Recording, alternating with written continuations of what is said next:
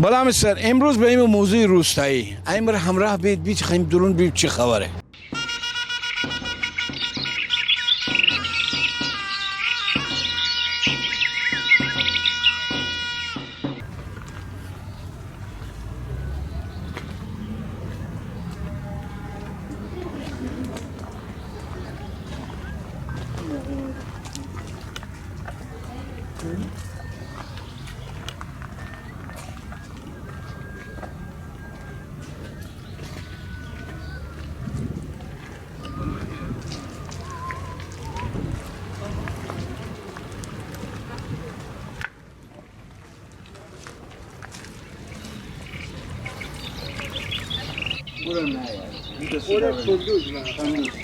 اول چطوری برای سلام سال خوبی بوده اتشینا انا میشینه چند تا داری ازشان ما از روستای خاکی هم با ما ایمان اوه اگه کی نشون زاده کن رسول زاده من یعقوب دامادم خانم اون دختر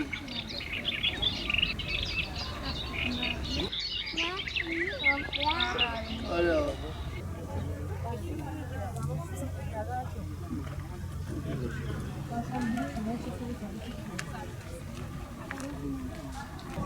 از اون دیوانگی میچی بالا مستر شمی جانر من ببینم خوب فندیرین خانه ان ایت چشم خانه بو آدمایی که خوشنشین بون مال اموال نشتنه زمین نشتنه باغ بجار نشتنه ایت هم کجدن خانه خوشن رو چگونن یا مردم هشم کمک کدید ان خانه چگودید ان خانه درون زندگی کدید ان خانه کلن بیاوره فندیرین همش 15-20 متر ای بی خیش میرزه عشان گوانه بزنم عشان خیش میرزه صحبت بکنم بالا میسر انا گوین ایوان یا کرسر انا 6 متر ده بیشتر نیه اونم که عشان نل انا گوین نل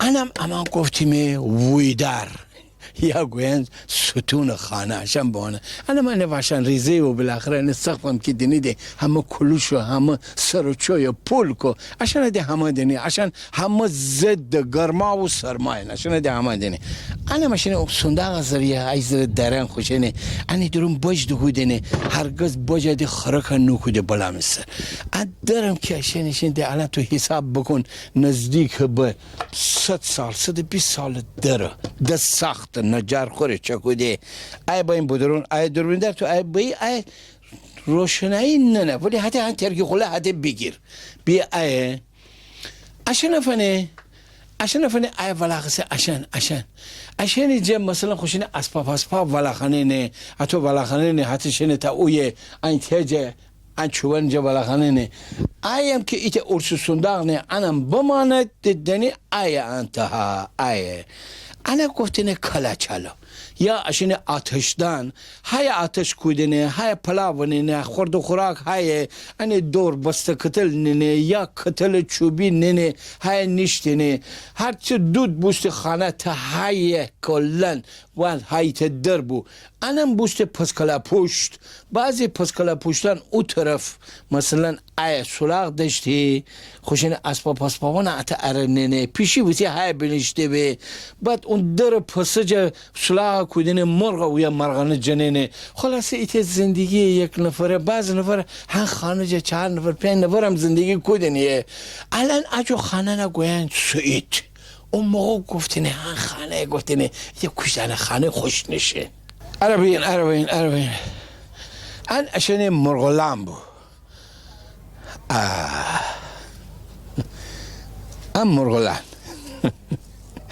مرغان حیوانان مثلا مرغان اون جور اسنه اردیکن اون زیر اسنه هرم بالاخره اسیر مرغ پرغان اسنه معمولا مرغان ای تبدنه که شبشن شال پال نگیره اسیر دو گرفتاری داشتن آقا دی بدونم عایشه دوربین در روی بشو 2 تا 3 تا کابل نه کابل انا زیر کابل ولی انا گفتن اشکال کابل دوباره کابل انت کابل ایچی دی فرض بکن اورا نه حالا اون بماند ای بله عشان دستشویی خیلی تو قانونیه فاندر دی من نخواهم باشم تو بدرون فاندر دستشویی هر چی بو هو درونو بعضیشون مثلا کندینه ایدن انباری اون پشت جا چگودینه که مثلا فاضلاب اوره دی هوی منس کت بوستی دی در جریان ازینگه و البته اند خیلی نزدیک فاصله دستشویی تا مثلا خانه نزدیک 500 متر بو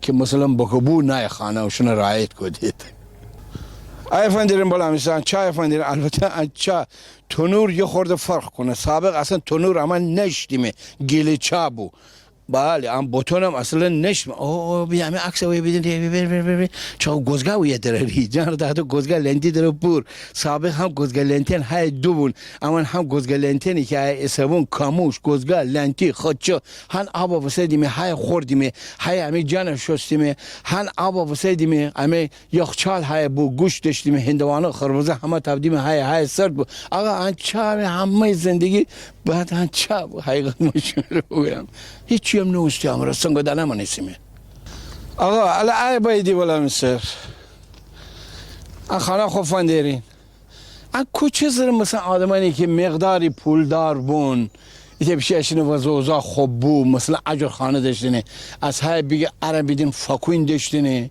ام فاکوین دی او را باید گاو پاوانه او را دوستی بونه او را فانه ای دورمیندر اون اشینه فاکوین حالا بیا اره انا امسال ایدره عشان خانه فشار علاوه بگودنه همه جارو مرا فشستنه هر سال یعنی اید که بو عشان کار نکند اره بیدین ان زیرخانه ده نبیدینین ترا گویم مثلا کوچه زر عشان پولدار بون از ات باکلاس چگودنه بقول علن گب خب من دی بده عربی ای دوربین دار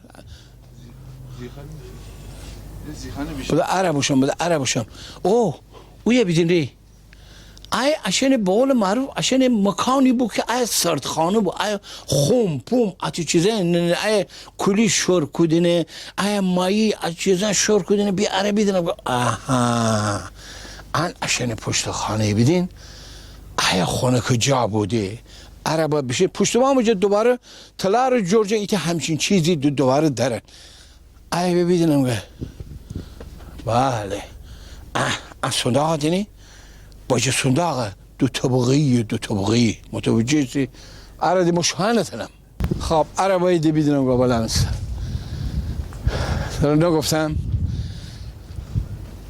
اویه عشان فکر کنم طویله عربی گفتی آی دوربینر عشان همه بگفتی یا اون صندوق ویه نه اون بدرون امانت نسیمه عرب دوباره بیدنم که کاملا اندور خواه او را دیمان نتنسبشان عیبیه عیب بنوشتن لطفاً وارد نشوید بیده ایدی بالا مستر ان ایت خانه تقریبا روستانشین متوسط بو که زندگی بودن 12 زگم خوری داشتی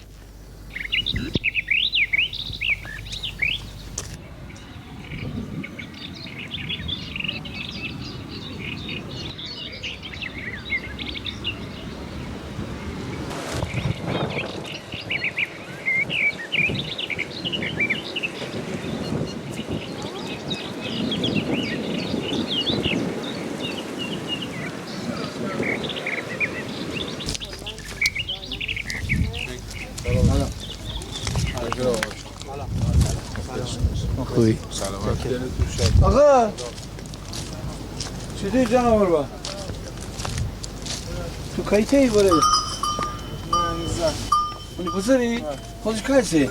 مغازه گفت اینجا اینگه باره کی گفتیم کی باشه ما یه هفته پیش اومدم پیشش آقا آی آنگره مره اما هماهنگ بودیم ما ایت جلوخته انی باوردم که اینا دوگنم حالا خودش نیسته نچر اینو پسر دوگنم ده بیا دوگنم تلگه بره انا بردم تی پیری ری شما راه نکنه قربان تو خب انی پیری ده آنگره خیلی قدیمیه بگه آقا خب تو انجشواره اسم ای موزه روستایی ای تمام خود محصولات داغ تبار چگوش و عرو همه بردم ای دی خودش الان جوان وزیر است نه پسر است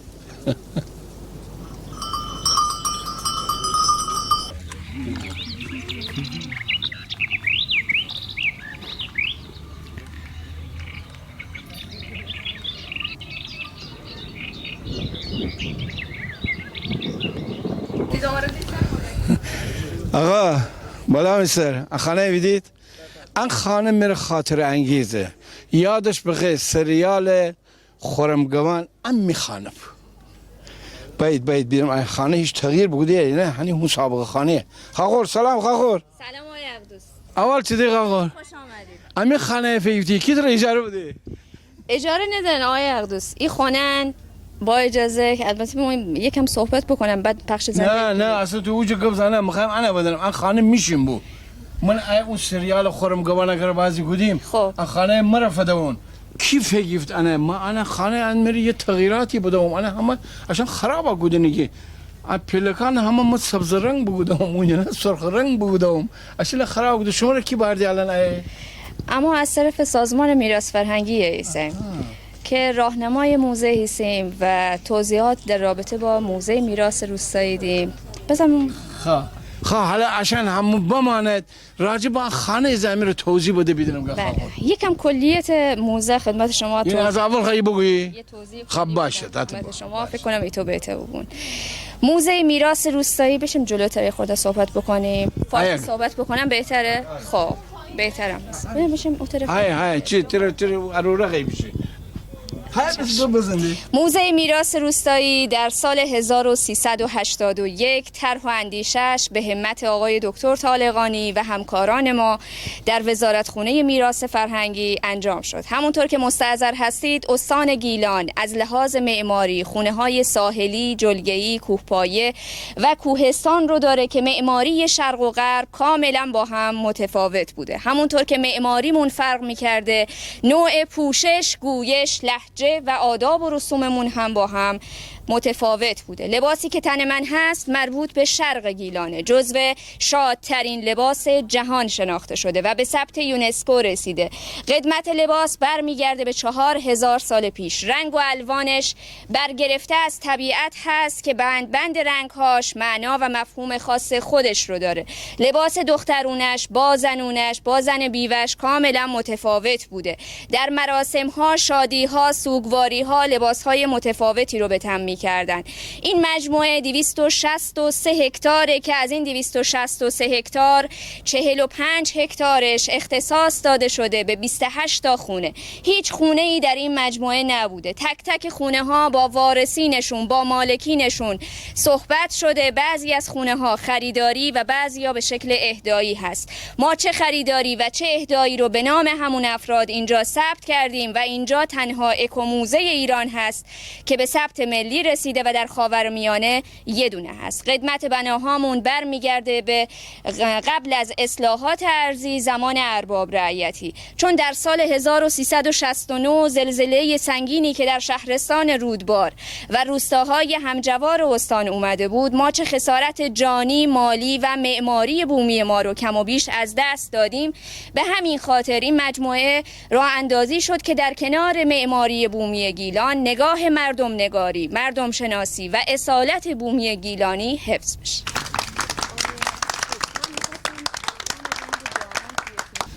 دلی بالا مستر ان گهواره همه 7 پشت هنیجه پلا بسته. دو جور زاک همان داشتیم. این سری زاکان سازگاری داشتید، این سری زاکان ناسازگاری داشتید. زاکایی که ناسازگار بید اشن پیر مار باید بشوید بجار ناچار بود خوشین زاکان دل جگر بتر کند که مثلا زاکان از ترس گهواره در اونجا بغصد بشن بزند بشه کار سر. اینجور زاکای سازگار داشتیم که زاکای خوب بود، زاکایی بود که اشن گپ حالی بود راحت اشن لالایی تنیسی بخانی زاکان خوشین خوفتین. اون زاکایی که ناسازگار بود بعد زاکایی بود که افسردگی پیدا کردید، آخر بسر شب ادراری پیدا کردید، اون نغلای شال ترس محمد ایجاد بوده اوشن داستانن. مثلا اشن وقتی که زاکان دل جگر خاصی بتر کنید ایو گفتی شال بامو پخت زاک دیل ترکسه آنچه خاده نیست زاک دی از ترس خوره دیمشته بره. این سری زاکان بون که خوب بون اون زاکان خاده آخای لالای لای لای حتی خاده او زاک خوره خفته آرامش مره. ولی ان گهواره خور داستان داشته بلمسه چه آدمانی ای پیلاوسه چه آدمانی مادرانی که گاوره اشادنه از عرب بچ خره کدینه از اور فرض بفرما گاوره اشادنه از اور خیاطی کدینه 4-5 تا کار با هم با هم انجام دیدی ان گاوره جه فقط امیر بونسه یادش بخیر ان خانه هیچ کس نیست ابجی خاخور چه عجب بامو این فر بامو بالاخره بیا بیدنم گوه خاخورا قربان بیا بیدنم گوه اوه از امیر گپ بزن خونه ای که اینجا تشریف دارید متعلق به آقای امینی هست. این خونه از شهرستان سنگر، دهستان سنگر، روستای ویشکاننک آورده شده. متریال مصالحش دونه دونه باز شده، کدگذاری شده، به اینجا منتقل و دوباره چینی شده است. سبک معماری مربوط به جلگه مرکز هست. هیچ خونه ای که عرض کردیم اینجا نبوده. تک تک خونه ها از روستاهای مختلف واچینی شدن و دوباره چینی شده هستش که معماری بومی گیلان حفظ بشه. این خونه جز خونه های اهدایی ما هست. آقای امینی جز کشاورز مرفه بوده، از تمکن مالی خوبی برخوردار بوده. طبقه پایینش زمستان نشین، طبقه بالا تلارخونه یا بالاخانه تابستان نشین بوده. سربندی بنا رو که ملاحظه می‌فرمایید از پوشش ساقه برنج هستش که به گویش گیلانی ما بهش میگیم کلش سر. ما در استان گیلان 4 نوع سقف پوششی رو داریم، یا گالی سر بوده گیاه مردابی، یا از ساقه برنج کلش سر بوده و یا از پوشش سفال بوده و یا از پوشش چوب که لته سر معروف بوده. بر حسب شرایط اقلیمی استان گیلان پی و فونداسیون و سربندی متفاوت بوده. چیدمان خونه رو که ملاحظه می‌فرمایید سنگ آسیاب دستی هست که زمان قدیم بس ملنکس و اینا رو نداشتیم، برنج و گندم رو داخل این آسیاب میکردن. نرخه یا نیره یا نیه ظرفی بوده که ماست رو داخلش میریختن، مثل مشک میزدن، دوغ و کره که حاصل میشد بعد از خارج کردن شستشو که میدادن وارونه آویزون میکردن برای اینکه به پشتش آفتاب بخوره و کامل خشک بشه، واسه مصرف بعدی کپک نزنه، بو نیفته. اتاق‌هایی که پشت سر بنده ملاحظه می‌کنید یکی از اتاق‌ها به عنوان اتاق دوعکه یا دودخانه بوده. داخلش چپر یا خرک هست زیر سقفش که ظرف‌هایی به نام کالبی رو قرار می‌داده. داخل ظرف کالبی شلتوک برنج رو میریختن و گوشه اتاق آتشکله بوده، روشنش میکردن. دود آتیش به مدت 3 هفته یا 21 روز بهش میخورده، هم در نگهداری، ماندگاری، دودی کردن، خوش کردن و طعمش نقش بسزایی داشته. کالبی ده آقا انا بیدین پایینه یه خورده صحبت کنیم. آقا از فندر انا گویا کلبه یا اون ظرفی ایسی که یا اون تشه ایسی که یعنی درونجا جوب خوشکا کدینه یا دودی کدینه ان از گاوگو بلامسه گاوگوی جمع کدینه بعد انا بسیدنه اتوی از سارت انجا تابستان انا بسیدنه اتوی چکودید کلبه چکودید انا بعد آفتاب نه خوشکا کدینه بعد انا استفاده کنه ان خراب باشه ان بعد هیزم استفاده کنه نیست یا نه؟ بله بسیار. درود بر شما. آخر قربان. شمی فعلا آماده بسته. آن ندی ام بعد خوش که به اشکافه ده. ام بعد دیگه اشکافه نه مثلا دو تو چیز کنه. برای چی چه کنید؟ آن مثلا آتش کنه دیواره هیزم. شلتو که برنج دو بودن. نه اصلا حتی تبدیل کلا چاله دورم وقتی که بشکفت. انا که حتی استفاده کنم بعد که بشکف خراب بود. قبل از بشکفته آقا ترگابگو بره. چی چه کنید نمیاد؟ ترگام کلبی جود کنه تر حل نوز. جود کنه. آها دیواره. بود انی درون جوب دکنن نخد دیوان دوچو اوی نخد انا دود زند ان خاخور اشینی کار جنب کارانه بگودی سرکله دوستی بینی بیشینو چفر جه یا دیوانه جه اشان جوب دگودونه بنه بعد وی دودی بوستی یعنی چی بو پیشی با اون وزیر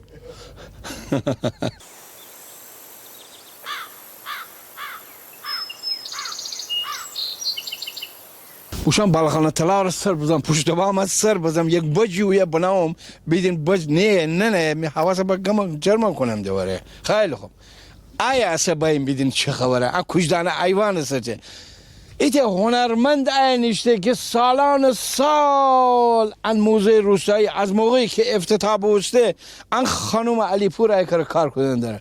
یعنی زندگی ما فکر کنم نصفش ایکر گذره. حتی نی خور. ابیدی مشته حتی میزان گپ بزنم. خور واقعا دست در نکنه. بدم میز بینشینه. تی کجی ماشه قربان. از میره از خودت بگو. از میره گپ بزن. از تی خاطرات چند سالی که بیسیه میره بگو. بعد بگو ای کانال چی چگونی ای چه خبره از میره کویز رو گپ بزن. اول من باید یا خاطره خود صدا و سیمای بگم. بگو. کی در روز با من موی نان چکنم باد دو بو. وقتی که نان بنام رو گمش با دوست بوشو. نه وسط ببرد. امی برنامه بود. شما برنامه داشتید. آره. گمش هم کرا برده. نه گمش یه موقع با من است. خب خانم علی پور. جانم. ان میره بگو چی من. میان پره که یعنی داخل. شکمدار. بله داخلش گردو دارچین هل شکر داره. کدو حلوایی، آرد برنج، آرد گندم، تخم شنبلیل، ماست و کمی نمک هم خمیرشه. حالا اون ایدن بکن همه از بدونیم اون. بله داخلش یه چا کنم بدونیم. نه اون بکن ده اون از بکن بدونیم چه خبره. بله. هم مواد رشته خوشکار داخلش. دوربیندار تمام دیگه بده خواهی بخورم. بخورم داشتم نمیدونه. این شکم داره زنگا منو.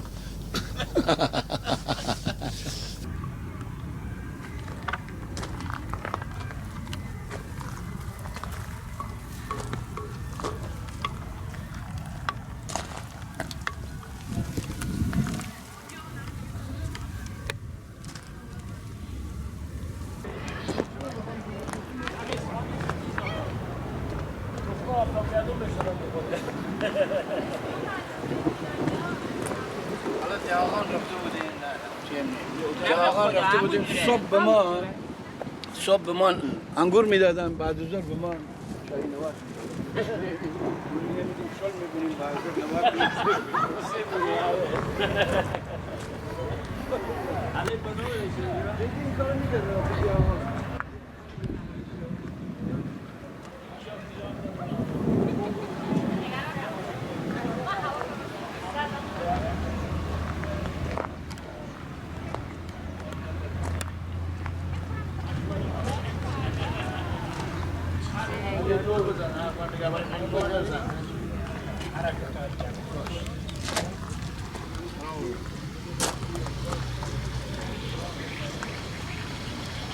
خونه ای که اینجا تشریف دارید متعلق به آقای پرمهر هست. از شهرستان لاهیجان، بخش رودبنه، قدمت بنا 189 سال هست. پی و فونداسیونش از زمین فاصله گرفته. خونه هایی که سمت ساحل شرق، جلگه شرق بودن، چون به سد سپیدرود نزدیک بوده احتمال طغیان سیل وجود داشته. آب از زیرش گذر می کرده. جایی بند یا سد نمی شده. سبک سازه شکیل بندی هست. هیچ میخی داخلش اجرا نشده. دیواره بنا به شکل دارورجین زگمه‌ای هستش که اون تعادل و توازن رو اجرا می کرده. اگر زلزله هم می اومده حالت معلقی بهش دست می داده. چوبها از هم گسسته و باز نمی شده.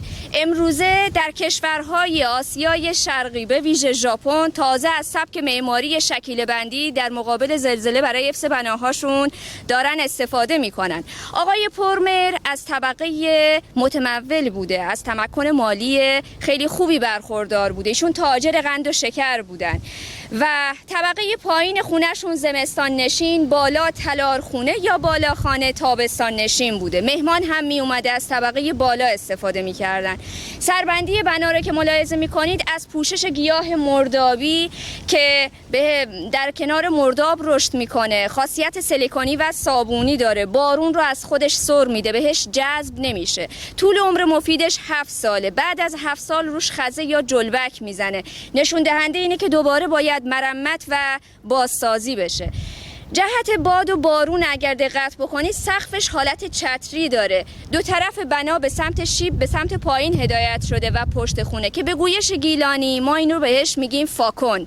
فاکن ها نقش ایزوگام رو داشته. جهت باد و بارون و کج بارون رو جلوگیری میکرده تا به اسکلت بنا آسیب نرسونه. اگر دقت بفرمایید شیب تندی که روی سقفش اعمال شده جهت باد و بارون های موسمی که سمت شرق گیلان بوده حالت کله قندی گرفته. اون نوک‌تیز بودنش به این خاطر بوده که از هر 4 طرف باد و بارون که می اومده برف می اومده سریعتر به سمت پایین هدایت داده می شده.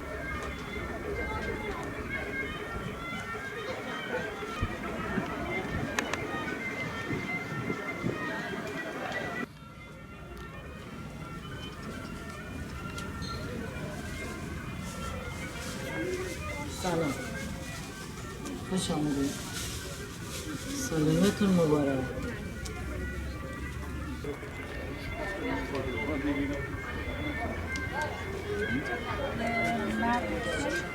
آقا بیا ای بابا بیا اینجا آقا. خوب هستی؟ گیلانی این حقیق گیلانه.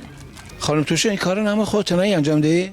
نه، با همکاری بعضی از بچه ها، حالا یه تعداد از کمیته امدادن، یه تعداد بچه های بد سرپرستن، بی سرپرستن، بهشون آموزش رایگان داده میشه و اینا توی خونه هاشون کار تولید میکنن.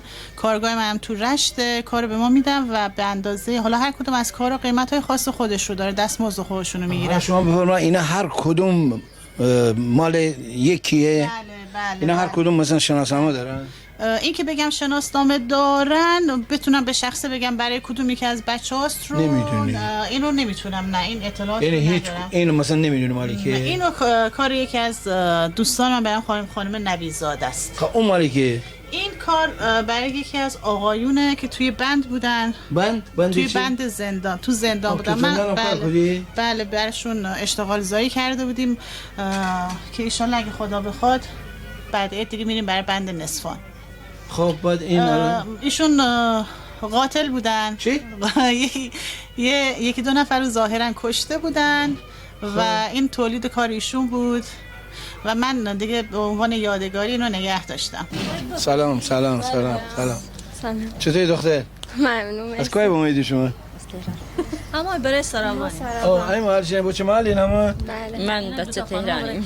تو تهرانی اصلا تو هرشینه؟ بله. شما هرشینه ببینه گامش ببینین؟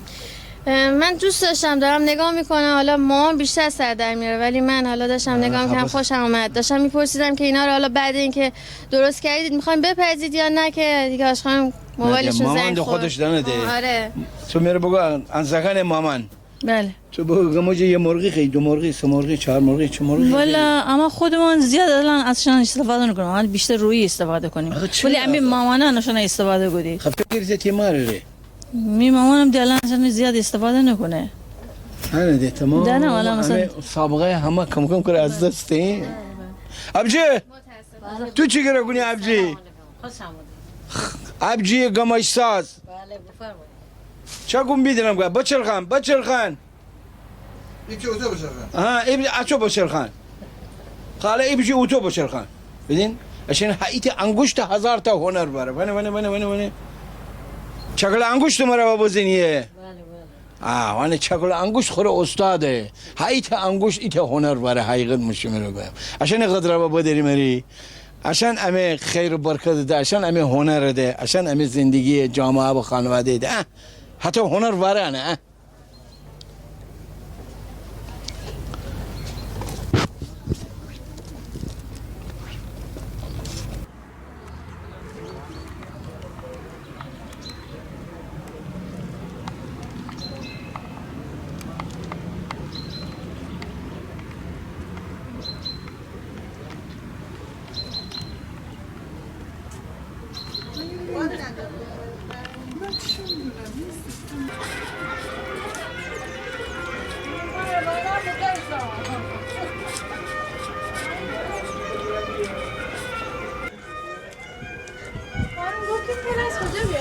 از 13 تومن دیگه 13 تومن از کجا ببری؟ آقا ایت هنر من بیدم بدین والا من فکر کنم مثلا عشان همه گوشواره ده ولی دیدم غرماغ جبل خانینا همه غرماغ حتی میره خیلی نامفهومه متوجه نتونم بگم چیه. بدم خانم هنرمند مرا میته سوال با ورسه میره ببینید توضیح بده. خاخور زمین گپ بزن عشان چیه؟ عشان چی گوید؟ خیلی خوش اومدین. خوب باشی خاخور. سلامت باشید. بفرما. به این هنر میگن هنر میکرو مکروم بافی. ایوردی بگو. میکرو مکروم بافی. میکرو مکروم بافی. یاد بگیرم برام. بسیار ریز، میکرو ریز. یه هنریه ما بین مکروم بافی و گیپور بافی. یه هنر فوق العاده پیچیده است. تنها متریالی که استفاده میشه این نخه، به همین نازکی و به همین باریکی. قلاب، میل، دستگاه هیچی نیست، فقط گره بافیه. ما نخ به این نازکی رو گره میزنیم. ببینید الان این همین نخه، گره میزنیم با گره بافی میکنیم یه همچین بافتی. انه رگ ریشه هر یه دونه اول کی با بافته تاریخ داره؟ تاریخ اصلا کلا این هنر میگم یه هنر ادغام شده است. یه هنر ادغام شده است بین مکروم بافی و گیپور بافیه. یه نخ نازک رو میگیریم گره میزنیم. هر یه دونه گره ای هم که کار من میخوره ببینید این اینقدر پیش میره. شما فکر کنید برای بافتن یه همچین کاری به همچین عظمتی چند میلیون گره خورده و چقدر زمان برده. یه هنر خیلی پیچیده است که خیلی هم کمه. یعنی شما بخواید هنرمندش رو پیدا بکنید تعداد هنرمندا خیلی کمه، چون هم کارش کار پیچیده ایه هم خیلی زمان بره. بعد استقبال نکنه زیاد چون کار سختی میگم خیلی کار سختیه. هنرمنداش تعدادش خیلی کمن و اینکه خودش هم الان شما توی هیچ گالری، توی هیچ مغازه‌ای، توی هیچ چیزی شما نمیتونید یه همچین کاری رو پیدا کنید. آره خیلی چون پیچیده است، خیلی زمان بره. بقیه هنرمندا تو همون زمانی که مثلا من برای بافتن یه دونه دستبند میذارم شاید بتونن 5 تا کار تولید بکنن، 5 برابر سودشو ببرن. ولی چون هم خیلی پیچیده است هم خیلی زمان بره، تعداد هنرمندایی که این کار انجام میدن خیلی کمه.